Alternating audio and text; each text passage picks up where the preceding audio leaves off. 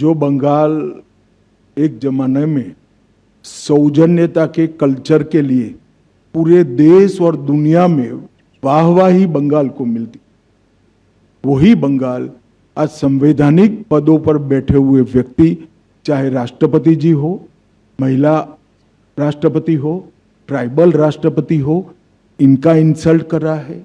चाहे प्रधानमंत्री जी बंगाल की खबर पूछने के लिए आए हैं, मतलब नेचुरल आपत्ति के बाद, तो वहां पर अफसर न भेजकर प्रधानमंत्री जी का इंसल्ट करना, प्रधानमंत्री जी के कार्यक्रम के थोड़े दूर मुख्यमंत्री धरने पर बैठ जाना, मेरी तो समझ में नहीं आता कि क्या हो गया है।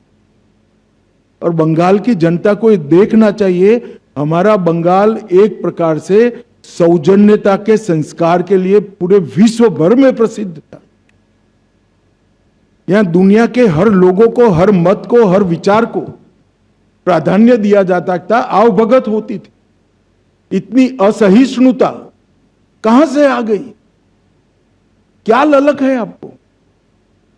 और ये बात बंगाल की जनता भी टीएमसी से पूछना चाहती है कि किस प्रकार से आप देश के राष्ट्रपति जी का अपमान कर सकते हैं, विशेषकर वो जब ट्राइबल समाज से हैं, महिला राष्ट्रपति हैं। किस प्रकार से देश के प्रधानमंत्री का अपमान कर सकते?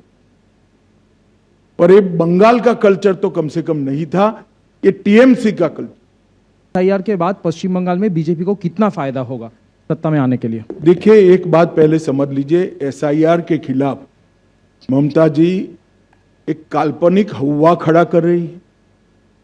देश भर के अब तक लगभग 14 राज्यों में एसआईआर हो चुका है, कहीं पर कोर्ट केस नहीं हुए हैं, कहीं पर जुडिशियल अफसर नहीं बिठाने पड़े हैं।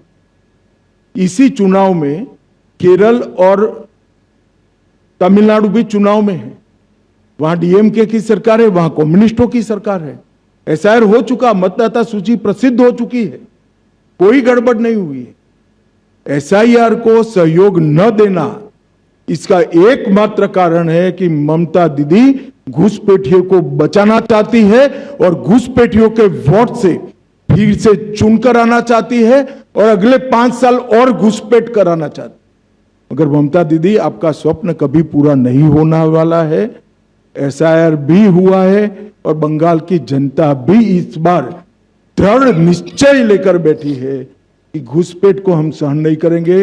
अच्छी कानून और व्यवस्था के लिए वोटिंग करेंगे, विकास के लिए वोटिंग करेंगे, मोदी जी के लिए वोटिंग करेंगे और भारतीय जनता पार्टी की सरकार बनाए।